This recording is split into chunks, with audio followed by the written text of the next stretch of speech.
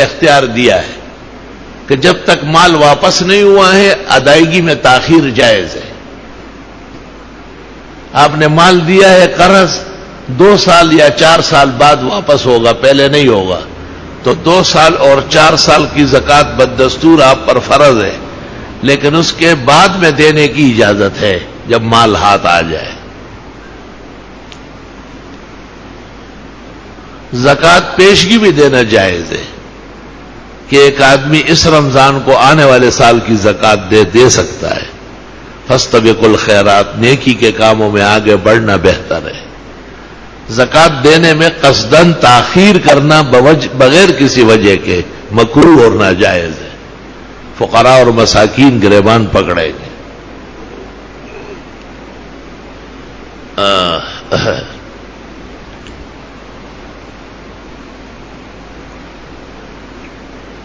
اللہ اکبر. اس زمانے میں جو فطرہ فرض ہوتا ہے واجب حکم فرض میں، تو بعض لوگوں نے تو آسانی کے لیے کہا 100 روپے. 2 کلو آٹا جو آپ استعمال کرتے ہیں اس کی قیمت ایک فطرہ ہے. چھوٹے بچوں کا بھی آپ پر فرض ہے.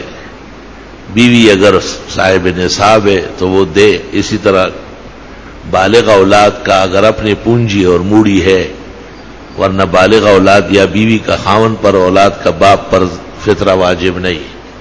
ہاں دینا چاہے سب کا تو ہو جائے گا،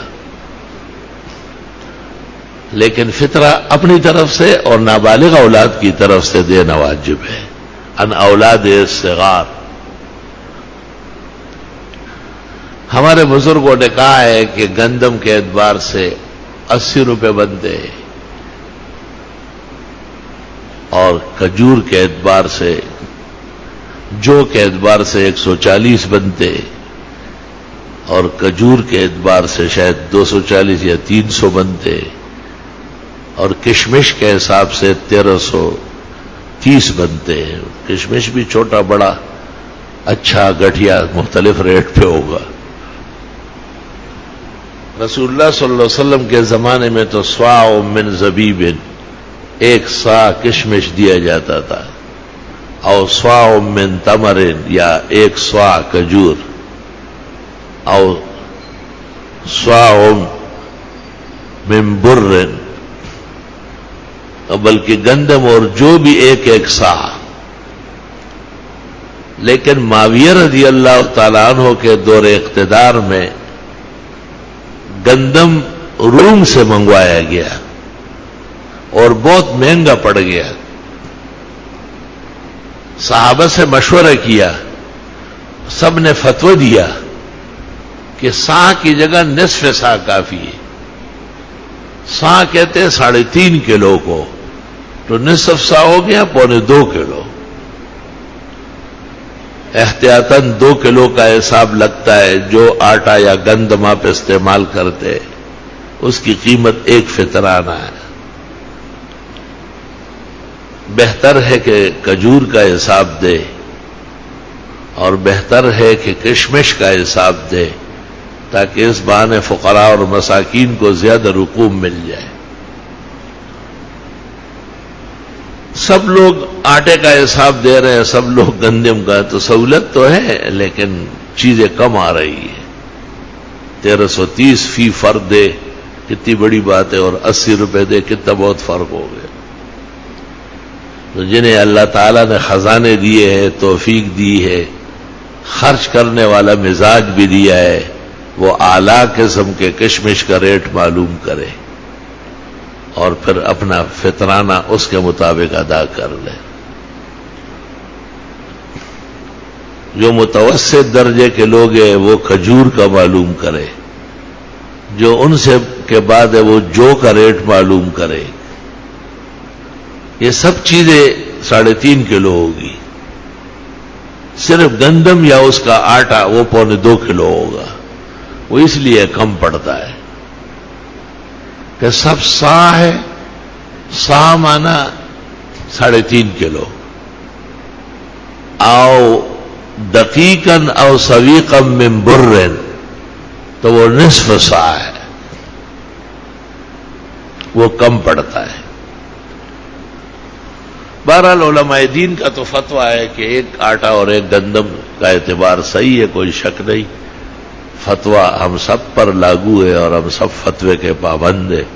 الفتویٰ هو الحکم الشرعی، فتویٰ شریعت کا فیصلہ ہوتا ہے، بشرطے کہ صحیح جگہ سے نکلا ہو۔ الحمدللہ علماء حق، علماء افتاء دنیا میں آباد ہے، اللہ ان کو آباد و شاد رکھے اور ان کے قوت افتاء کو مزید چشمہ سیال بنائے۔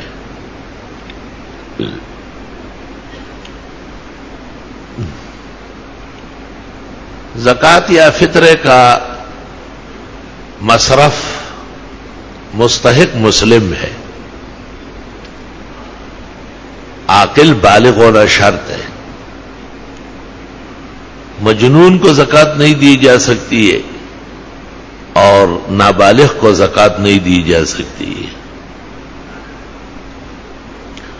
اور جس کو زکوٰۃ دیتے ہیں وہ خود صاحب نصاب نہ ہو۔ یہ گھروں میں عورتیں کام وام کرتی ہے، نوکرانیاں یہ وہ، بیویاں ان سے خوش ہوتی ہے تو وہ میلے کچیلے کپڑے پہنتی ہے اور بیوی کا بچا ہوا سالن لے جاتی ہے۔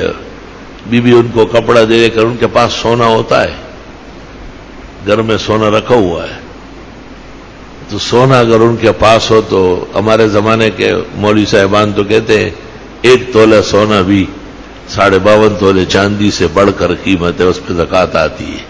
اگرچہ ہم اس فتوے سے اتفاق نہیں کرتے، ہمارے نزدیک سونے کا نصاب 7.5 تولہ ہے، اور 7.5 میں آدھا بھی کم ہے، 7 تولے ہے تو ہم زکوٰۃ کے قائل نہیں ہیں، اور 52.5 تولے چاندی ہے، اگر 7.5 نہیں ہے صرف 52 ہے تب بھی زکوٰۃ نہیں آئے گی، الا یہ کہ اس کے ساتھ نقد رقم بھی موجود ہے۔ اور سونا اور چاندی دونوں ملانے کی اجازت ہے کہ سونا بھی ہے اور چاندی بھی ہے، دونوں ملا کے ایک نصاب بنتا ہے۔ ضم الجنس الی الجنس فقہاء کہتے ہیں اس کو، فقراء اور مساکین کا فائدہ ہے اس پہ۔ لیکن 1 تولے کا اعتبار چاندی میں کرے تو یہ فقہ کے خلاف ہے، ہمیں یہ مصالح شریعہ کے خلاف معلوم ہو رہا ہے۔ اس عاجز اور فقیر اور اس کا جتنے اہل افتاء سے اتفاق ہے وہ سب ان پر متفق ہے کہ یہ فتوے دینا کہ 1 تولہ سونا بھی چونکہ چاندی سے زیادہ قیمتی ہے، لہذا ان پر زکوٰۃ فرض